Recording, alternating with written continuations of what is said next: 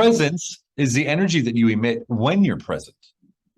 Right? It's so powerful when you realize that, like, okay, it's like this. Someone walks into, like, you're talking, we're like talking and having a good time at a party or something. Someone walks in, you feel it. Everyone glances over and looks at this person walking in the door for no reason whatsoever, didn't do anything, didn't say anything, didn't make a noise, but they come in, they don't go back against the wall and look at their phone and sort of like see what's going on. They walk in, assess the room, and move with certainty across the room to wherever they're going. People are like, dang, who's that?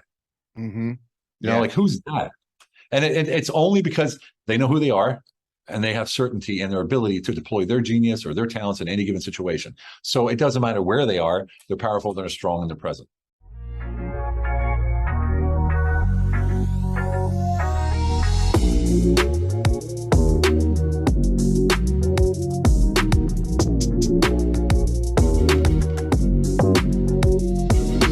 Let's hit pass them in today. I think we're going to do a great job. What's going on, guys? Ted Phaeton here, host of the Modern Man podcast. First, thank you for listening. And just really quick, I wanted to make sure I warned you about some explicit content that's included in this episode. I still think it's a message that you need to hear, so I'm happy to share it, but just wanted to give you a heads up. You might find some of the language offensive. And if you are sensitive to that, I won't take offense if you decide to skip it. If not, I think you'd really enjoy the content. So thank you for your support and enjoy the episode. What's going on, everybody? Welcome back to another episode of the Modern Man podcast, where we are on a mission of connecting men in pursuit of their potential. We do so by cultivating community, embracing discomfort, and putting wind in each other's sails. And I'm excited to get some wind in our sails today from our guests, multiple. I'm here joined by Stephen Kuhn and Olga out of Turkey, out of all places from around the world. I appreciate you guys taking the time and being on the call today. Thank you so much. Thanks. It's an honor. Absolutely. And to get started right off the bat, I love making sure that the audience, our guests, have an opportunity to get acquainted, kind of understand who we're talking to, who we're hearing from, and then we can kind of jump into some of the questions and some of your story from there. So please, guys, the floor is yours. Okay, well, my name's Stephen Kuhn. I'm a military veteran who lives in Europe and now Turkey. And I bounce between Hungary and Turkey. Been overseas for 30 years, so I don't know if I'm an American anymore, but I sure feel like it. And I'm a business turnaround specialist and a business advisor. So that's what I do all over the world, and have ran large corporations all the way down to one-off companies, turned around about 100 companies in my time. And now I spend my time advising others how to scale, grow, and get out of the daily grind. Absolutely. For you? For you. Hi, I'm Olga. I'm Ukrainian, and I live in Turkey already 14 years.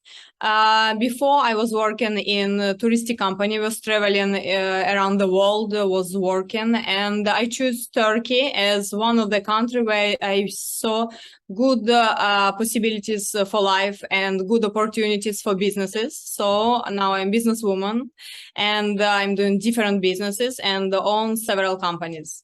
Absolutely. Well, I appreciate you guys both being on today. And Olga, it's a pleasure to meet you through Stephen, who I was first introduced to a while back. And jumping into the book that you wrote, Stephen, Unleash Your Humble Alpha.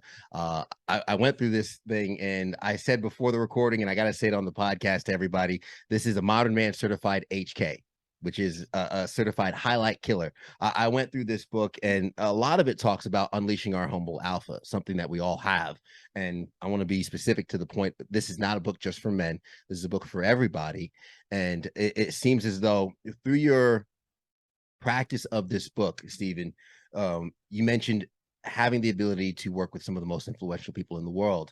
And as we continue to grow, the people that we meet and pour into will have that reciprocity, right? It'll come back, whether it's from the people that we pour into or from others. How have you seen that evolve in your life, and even with your relationship with Olga, as you guys continue to grow, both being business minded, that humble alpha mentality, that presence, and that elevating mentality continues to give back tenfold? Yeah, law of reciprocity, just like you said. You really did read the book, man. You're like quoting it directly. It's awesome.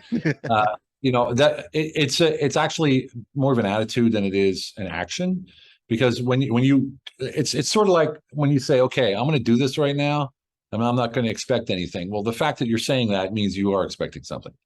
So it's almost like you got to get past that conscious thought of, I'm going to do this now, even though I don't want anything from it, because that's saying that you want something from it. At least that's what the energy is saying. So it's past that. You let go of that completely and you just do, knowing, not believing, not having faith in, but being certain and knowing that you will get a return on that. And when you have that, then it really starts. Because it took years for me to get get that to kick in. Because I'm like, all right, I'm doing this. I'm doing it for people. I'm not expecting anything. I mean, I wasn't getting paid for my connections. I was introducing people who were making money. I wasn't making any money. I'm thinking, like, what am I doing wrong? Well, there's two things. One was I had an expectation, even though I said I didn't. And the second thing was I wasn't structuring the deals. Right? So you take ownership, you structure the deals, and now you work with me. I'm getting equity. I'm getting upfront fee. I'm getting, 4 different ways I'm getting paid from one deal. Yeah. And that's because I structure the deals in a way that's beneficial for 2 people. So I will solve your problem and then I'll present you the deal. So talk about getting into that motion, because I wrote down you served, which thank you for your service in the Army, by the way, 86 to 93. And then you come out, you stay overseas. What is that process like, building a home in a foreign country, which I could imagine Olga traveling through Europe as well. You might have that experience too. For a lot of us, any of the guys listening, they might have a hard time kind of picking up from where they are. They're used to their comfort zone. They're used to their surroundings. How do you establish a foundation? How do you establish a connection and a network to even leverage in the first place? Well, I look at it like this. When I was in the military and I was stationed in Germany, I said, when I was getting out, I was like, I'm sort of special here. Like, I'm American. I speak the language in Germany. I think I can do something here. And then I thought, well, what can I do? How can I meet the most people the quickest way in my comfort zone? So I opened a cocktail bar. And then another, and then another, and then a nightclub. So that's how I met people. I met people in my comfort zone when they were at ease. So I met everyone from, the Fugees came to my bar. Like there was like the band, the group, the Fugees. And there was like the Love Parade in Berlin, which is the largest parade in the world for techno. They went by my bar and made, shitloads of money doing that. And it was like I was meeting all these people, but I didn't know what to do with it, right? So that was the first step. I was establishing a network through servicing or serving or providing a service for people, what everybody wanted, but in a different way, in an American way. It was an American cocktail bar, the first one in Berlin. The wooden mahogany and the pyramid of the bottles and the flare and all that kind of stuff, And so that's how I started. But it wasn't easy outside of that, because you're still an outsider, you're still a foreigner, and in Germany, a foreigner is a foreigner is a foreigner. Like you're never a German unless you're a German, right? And so it isn't like in the States, like, oh man, where are you from? That's awesome. And so it was difficult, but I can say this: it all depends what your core values are and what it is that you want out of life. You can do that anywhere. This is my 9th country that I'm living in Turkey, right? I haven't stayed anywhere very long. I have residence in Germany since 1993, but I haven't lived there since 2009. Wow. So it's all about what your internal, what do you want? What are your values? What are the things that you cherish? And you just carry that with you, and you create the world that you want, and you don't fit yourself into the world that they have. I don't mean don't assimilate. I'm saying create your own thing so that you stick out, so that you're authentic, so that you are something very special. Doesn't matter where I go, I can make that happen. Can you craft that, identify that, build that any time in life for somebody who might be listening? Let's say they're a 25-year-old who identified themselves as an athlete, then their dreams of making it pro didn't work out 2-3 times, trying out in the NFL, and it's just like, it's not gonna work, bro. They don't know what to identify themselves as. They might not know what their values are. And now they're 25, working a job, sitting in the drive-through line with the radio, thinking, man, this ain't it. Is it too late to recraft? Is it too late to hone down? I'm 55. I'm recrafting again. I had, when I got out of the military, that was my identity. Like, I was a soldier, and I'm standing at the door of a nightclub as a doorman. Like a month later, I got out of the Army in Berlin. And some 14-year-old kid comes up and is like, hey, I want to get in. I'm like, sorry, you got to be 18. And he said, get a real job, you loser. And there I was. I just got back from Iraq, got a Bronze Star, commanded troops. I was a sergeant. And there's a kid calling me a punk, basically, Talk about identity crisis, right? And so that's the issue, is that most people take their identity from a title, a position, or a career. That's not who you are. That's what you do, right? It affects and helps amplify who you are. But until you know who you are, you're going to have a really difficult time because you attach to things. And when it doesn't work out, you're like, oh my gosh, I'm lost. Yeah. Right. So find out who you are. First chapter of the book, Unleash Your Humble Alpha, is identity. We come up with an identity statement and a 2-word moniker. My 2-word moniker is powerful connector. And I'm honestly, when we write in the book, I actually never did that exercise before.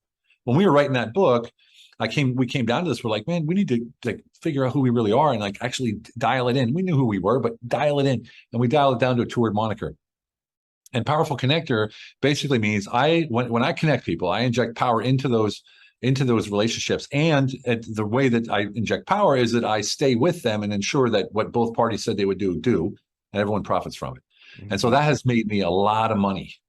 Yeah. A lot of money. And since I've started focusing on, okay, what do I do best? I connect people. So that's what I'm going to do. I'm not going to do anything else. I'm just going to stop doing everything else. I'm doing only this. It was a learning curve, but it's much more powerful than it was before, and shit's getting done. Sounds very familiar to the mission of modern man, connecting people in pursuit of their potential. I'm like, uh-oh, I found my competition right here. Hey, man, look, collaborate. I say there is no competition. It's only collaboration. So, you know, whatever we can do to help each other or whatever, we're game. What about Absolutely. you? How do you recreate yourself? Because you went from Ukraine, you went to Thailand, you went to France, Italy. How did you keep recreating yourself and starting over? I think it's also like depends on person. I was easily changing countries, and I was so easy when I came to Turkey. I start to have like more and more networking here. So I start to understand what I want to do. And up to this, I found some people, connections, very big connections in Turkey, like ministries. And through them, I start to do business. Yeah. And for sure, when you're doing business, when you're earning very good money, you can feel flexible in each country. It doesn't matter which country, it's matter how much you are earning and with whom you are living. Yeah, it blows me away, man. She's like talking to ministers and prime minister. I mean, it's like, you know, and here I am, this big high roller, right?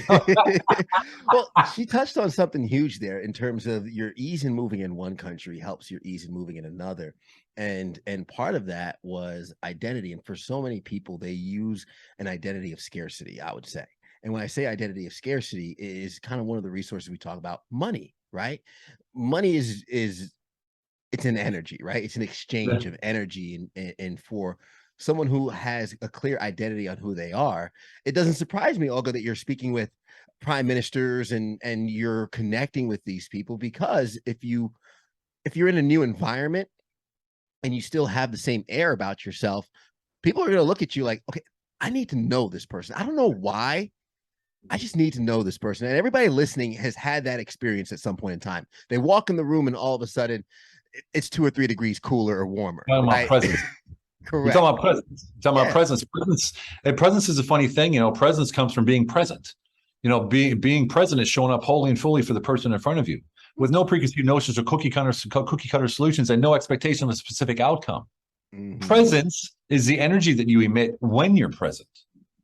Right? It's so powerful when you realize that, like, okay, it's like this.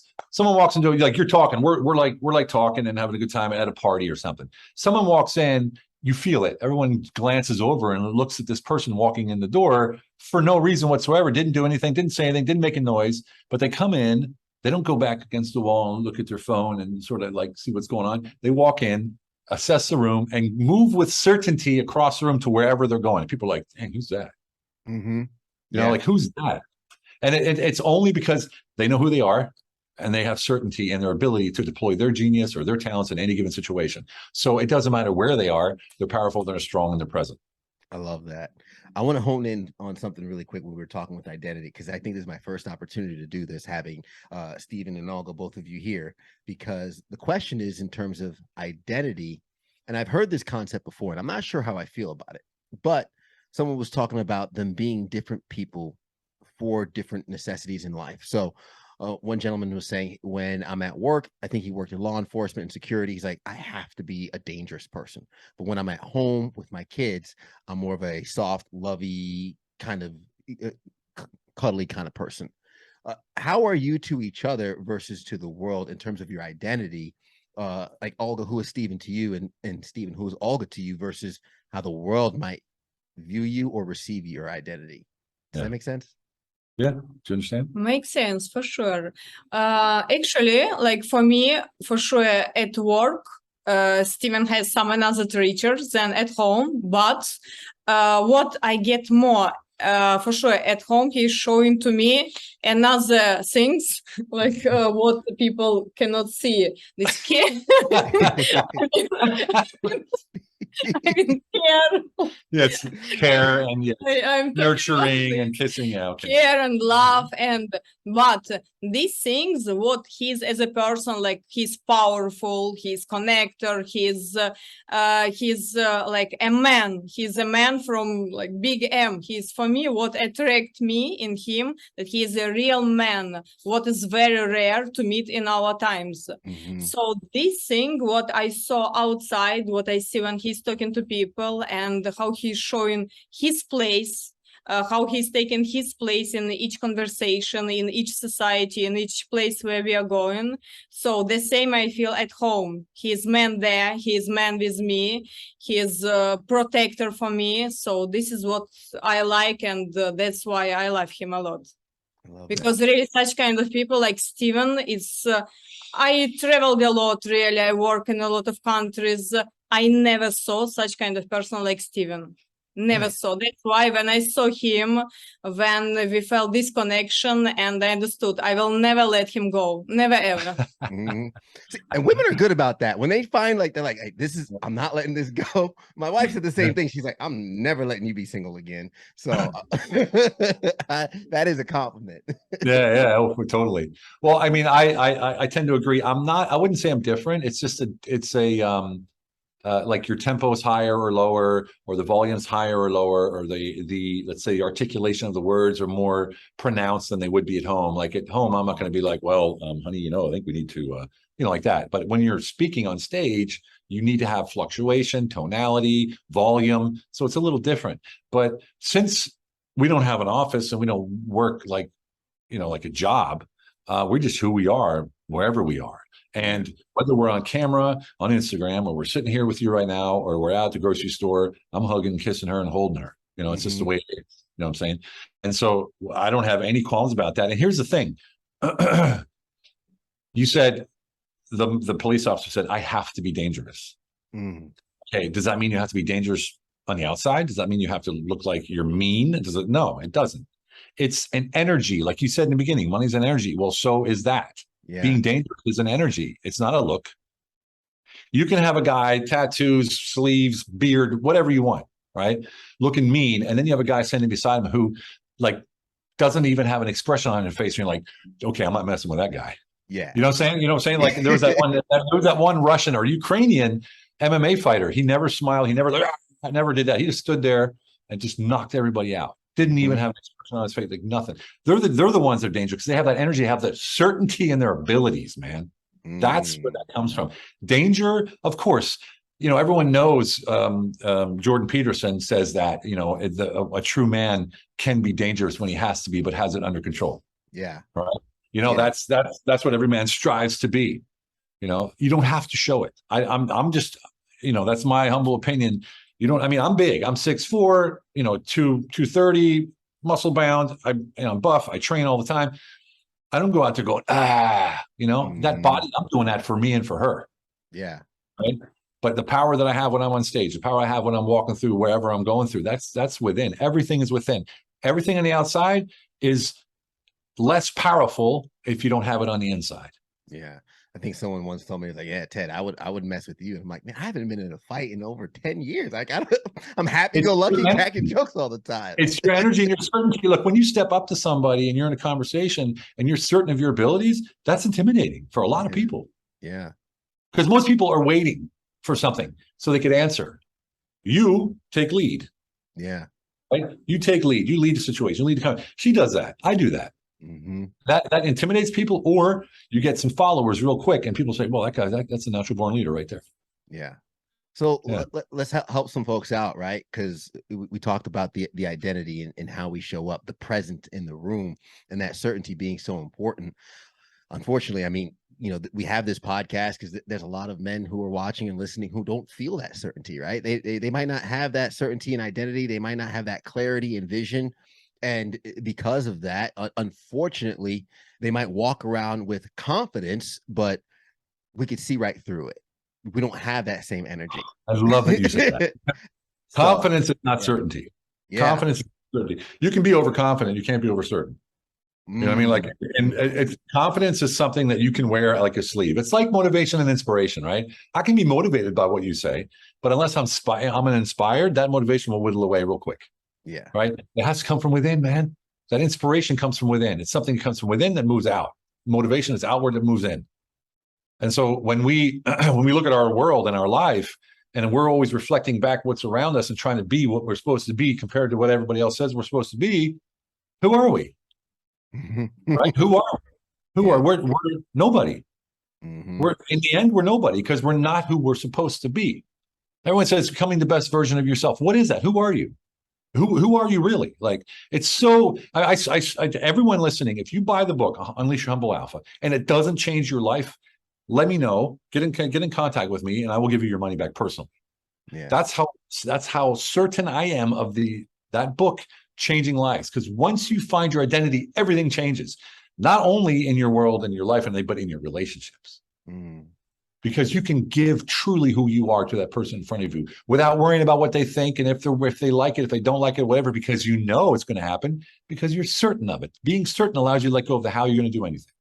Yeah. What does that work look like? How did it maybe look for you in your journey in finding that certainty? Was it something you always had, something you had to cultivate? I know you mentioned the practice where you're writing the book when you started doing that practice. What does it look like crafting that certainty for people? It's a trial and error. A lot of mistakes, a lot of failures. I went through a pretty rough time. You probably know, I think you remember, went through very, very difficult childhood, gun in my mouth, punch in the face at 6 from the stepfather, that kind of stuff, typical American nightmare. And lost a buddy in the army in Iraq, got out of the army, stayed in Germany, suicide attempt, disappeared from the world for 8 months into a monastery. I went through all this stuff to try to find out who I was. That's basically what I was doing. Whatever all that meant and why I did it doesn't matter. It's just that I was finding myself. And so finally it came to the point where I was like, man, there's got to be more to life than me chasing the next thing and trying to be what everybody says I'm supposed to be. And as soon as I put my foot down and said, no, I'm going to be me. I'm going to own who I am. I'm going to own, and it doesn't mean I'm who I am and screw you and I don't care what you think. That's not what I'm talking about. Because a lot of people do that. I don't care if you like what. That's not what I'm talking about. It's an energy of love, self-love. When you love yourself and you accept who you are and you're like, I'm actually a pretty good guy, the world around you agrees with you. Because that's the energy that you're giving off. That's the energy that they're picking up and going like, I like this guy. I like this girl. You know what I mean? And when I found that out, I'm like, wow, look at these people. They're like I can literally, if I wanted to, manipulate them with the energy that I have. I don't, but you could literally, if I go in the room and it's negative, I will turn it positive like that. Right? I can do that just because I know my abilities to emit that energy of positive, uplifting, elevation. Look, my macro purpose is elevating others to a higher frequency, right? That's my macro purpose, right? And so I'm always out there doing that. So I know when I walk into a room, oh man, this is negative. Hey guy, whoop. And within seconds it's up there. Just through energy. Yeah. It's an amazing thing. But I never knew I could do that until I actually broke all the way down and said, I'm done dancing to other people. Yeah. I think a lot of us have to get through some of those dark times. I put it in a comment this morning. Somebody posted something about, oh, you can't fake experience and stuff. And I said, listen, I stopped looking for the shortcut a long time ago. You have to go the work. You have to do the work. You have to go through the process. A lot of people are like, man, what's the secret? How can I avoid the pain? How can I avoid this darkness? How can I avoid facing my trauma? That's what they're asking. And the reality is you have to go through. Although, what was your journey like? How did you kind of find that identity and the craft the presence that you now have? I was not paying attention on what people think about me. It was really almost always, for sure, not directly, not, but with all my works, more and more higher position I was having, and more I was understanding that if I will look just on my work, on myself, what I can do for people who believe in me, and for work, what can I do, like for me, for my future. This is on this I have to be focused. So what people are talking behind my back or such kind and other things, I was not paying attention, and more I was becoming certain.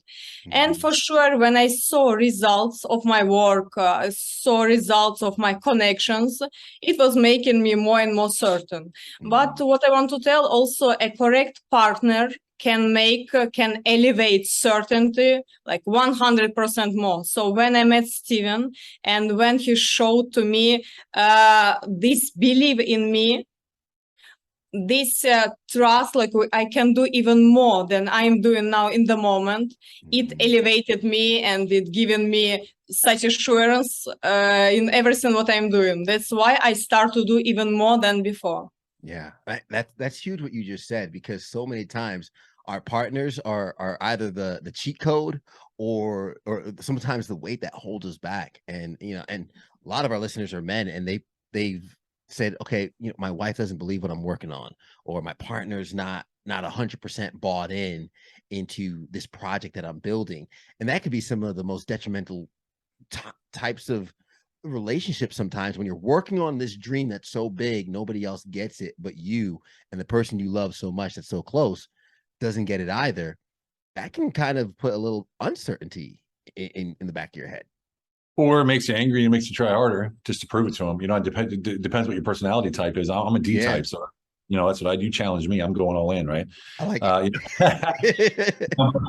But I think what you're talking about has massive credence, but in a way that that I want to out myself here as is that when I met Olga, I was like, gosh, like she's powerful, man. Like, but she doesn't even know what she's capable of. Like, I just saw the way she was. I was like, man, you have so much more. Like, if I had a company right now that I needed a CEO, I'd bring her in without even thinking about it. Right?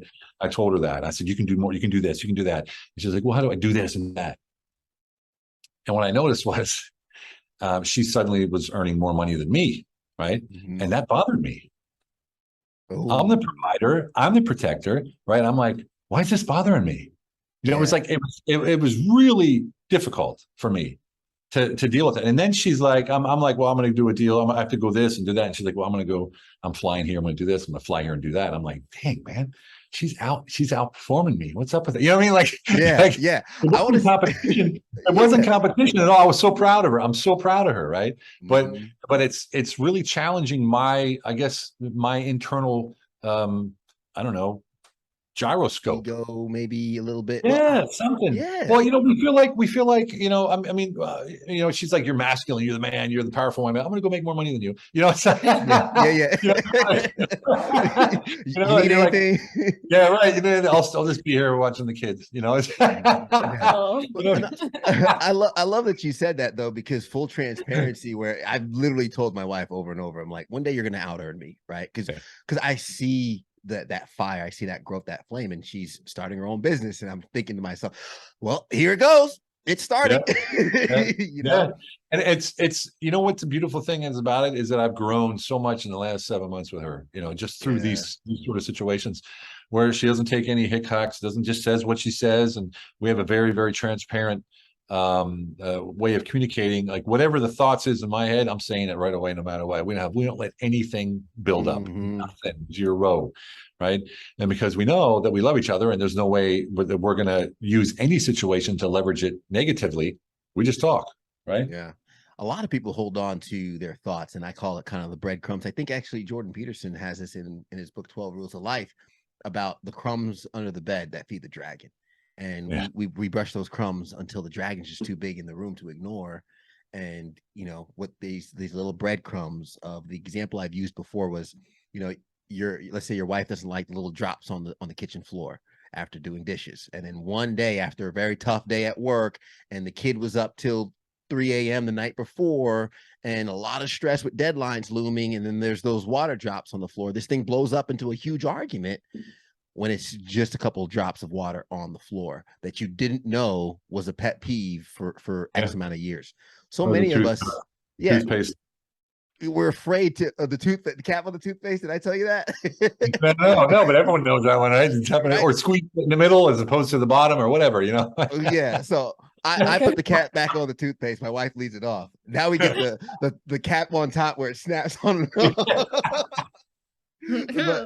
I think I hit on something. Yeah. But the reality is most couples and most people, let's just say in general, don't have those uncomfortable conversations, whether it's a conversation with your spouse or maybe a conversation with your boss, right? If we give up. Yeah. Dude, we give up because after you argue 5 or 6 or 7 times, or you're like, you know what, it's not even worth it. Mm-hmm. That's where the breadcrumbs started. And they're not breadcrumbs anymore. They're freaking loaves of bread. Yeah. You know what I mean? Like, you're not brushing breadcrumbs anymore. It's like a whole loaf. You're just pushing it underneath your bed. Because I remember, like, that's what happened to me. You know, this, you know, I had 2 divorces behind me. And I was just shooting up the bam, moving, yeah, developing, creating, doing that. And they were just sitting there going, you know, it's too much. I can't deal with this stuff. Mm-hmm. And so I would just stop talking about it because it was just like, hey, well, you know, what's it? And I just stopped talking about it. So we shut down. And I know that a lot of men, and this is like, I was in Clubhouse and I had a discussion going on, and a very prominent person, a man, and said, I stopped making decisions because I always do what the family wants anyway. Mm-hmm. And that made his wife see him as weak because he's not making decisions anymore. Why can't you be a man? And he's asked himself, like, well, it doesn't matter what I say, because whatever you guys want to do, I'm going to do it because that's my duty. I'm the father. That's what I do. Right. But in doing that and feeling that, like I always did, like I did everything. Yeah. I lost who I was.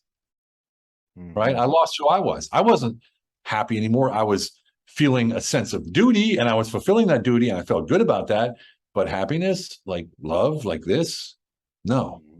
Yeah. You know what I mean? And a lot of people get stuck in that and they go, you know what? It's okay. Because I was saying to myself, it's okay. I guess that's just the way it is. You know, that's married life, right? Mm-hmm. I got the kids. I got to take care of business. I got to make money, but the house and all this kind of stuff.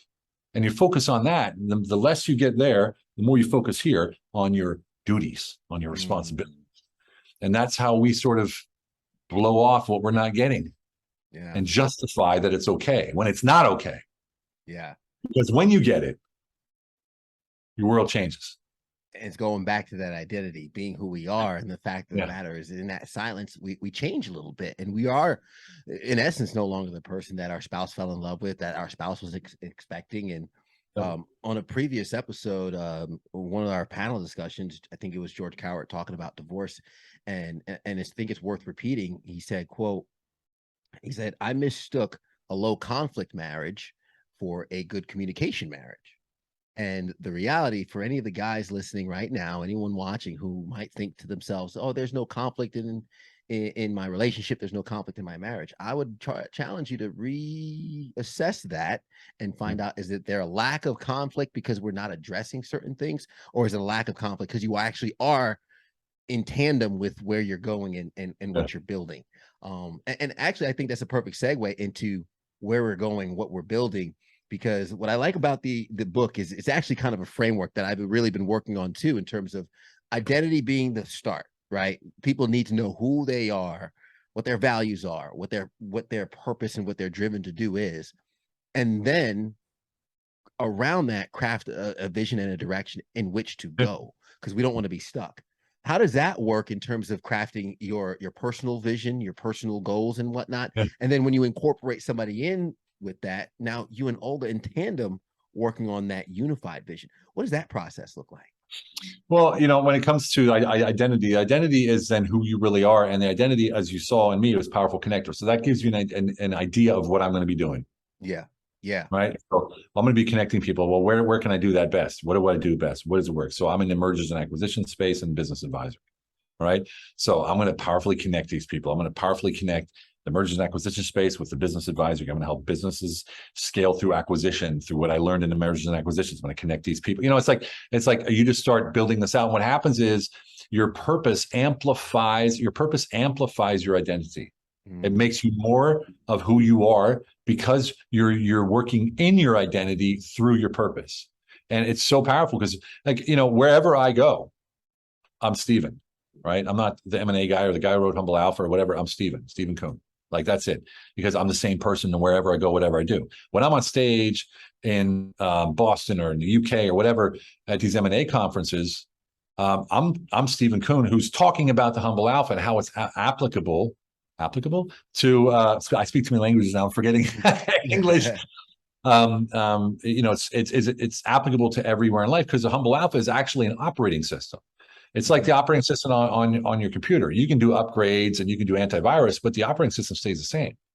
But until you know your operating system, how are you going to operate? If you don't know your core values and your principles that you live by and the laws and the rules that you follow in your own life enterprise, it's gonna be a tough life, because you'll always be adopting other people's ideas. You'll always be adopting other people's creed. Of course, what someone does that's great and it's good for you, you own it, but make it yours. It's just like when you go to college, right? You go to college. I got my MBA. A lot of knowledge, worthless unless I apply it. I don't own that knowledge until I apply that knowledge and make my own experiences. Then I own it, because then it's my own knowledge, you know? And so, I mean, I really get into this because the process of going from a receiver, right, to I would say maybe a quarterback, the process, I was a receiver, you know, I did what I was told, I fit in, you know, especially in the military, you know, I tried to fit in and do what everybody says we're supposed to do to be a good, you know, a good soldier. Yeah. And then I moved on to being a quarterback, or whatever you want to call it, you know, and a quarterback's guy in football that throws he's sort of like the team captain usually. Anyway, because he has no football. And so the process is always failure. I think it's just about everything we do, you know. And I know it sounds tough, but guys now, from all sides, we're the lowest on the totem pole, right? Women expect us to be gentlemen, foot the bill, protect them, you know, be the provider and protector and all that kind of stuff. But which is an old way of thinking, according to a lot of people out there. But they don't act like they would in that time when men acted like that. Yeah. I'm just grateful that I live in Europe and I missed that whole thing in America, all that stuff going on over there. I've been here for 30 years, so I missed that whole trend. Yeah. And Olga, being from Ukraine, has very, very, very strong family values, as do I. And so for us, it's a natural fit, where I'm the masculine, she's the feminine, and we amplify each other through my true masculine only came out when I met the true feminine. You know, and her true feminine really came out when she met the true masculine for her, you know. And so, like, we focus on that kind of stuff. Yeah. We don't focus on the outside, you know, we focus on that kind of stuff. But well, I'm going all over the place, I know, but this is just subject matter. Dude, it's a subject matter that's so important, guys, you know, guys out there. It doesn't have to be how people says it has to be. When you're certain, right, of your abilities in any given situation, and you say what you say with conviction and love, you can say whatever you want.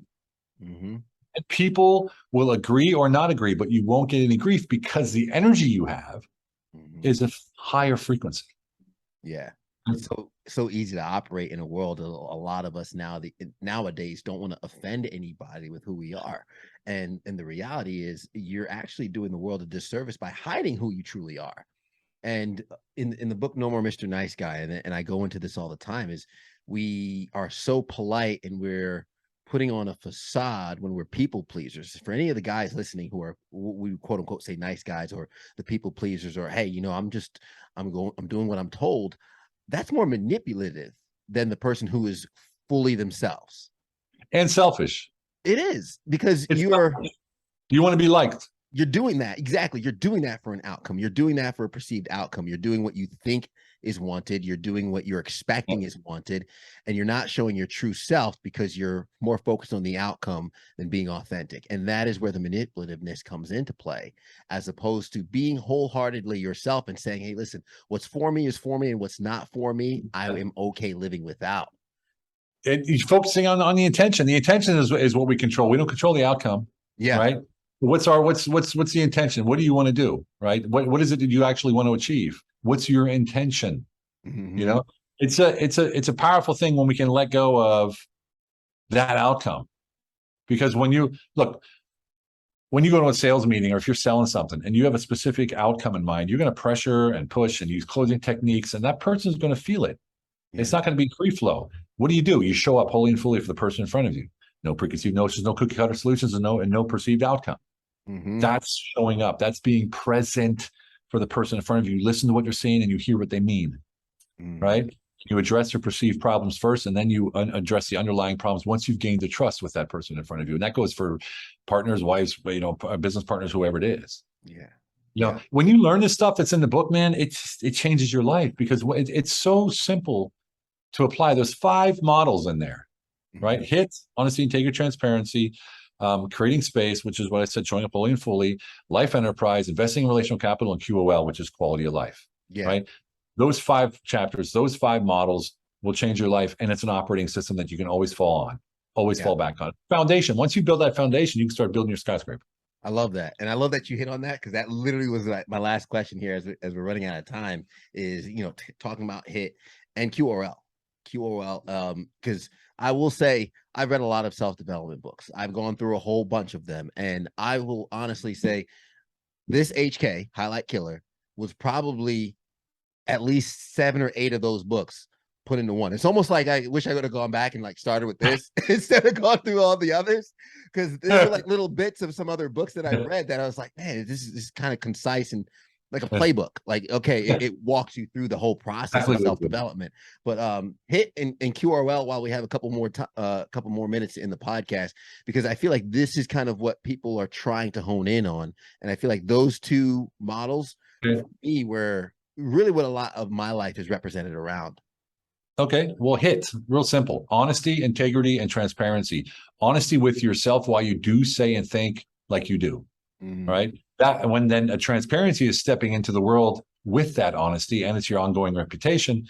Byproduct of those 2 is integrity. The foundation of any healthy relationship, professional or private, is integrity. Without integrity, you have leverage, and when you have leverage, someone's going to lose. Right. So my core principles: honesty, integrity, and transparency in everything I do. And when I say honest, it means honesty with myself, because when I'm honest with myself, I don't have to worry about being honest with anybody else, because as soon as something's out of sync, as soon as something's not congruent, I'm going to know it. I'm going to know what's going on. Right. So you always ask yourself, why am I thinking like this? Why am I feeling like this? Why is that guy getting on my nerves? What's going on? Why did I answer like that? You got to keep being so honest with yourself.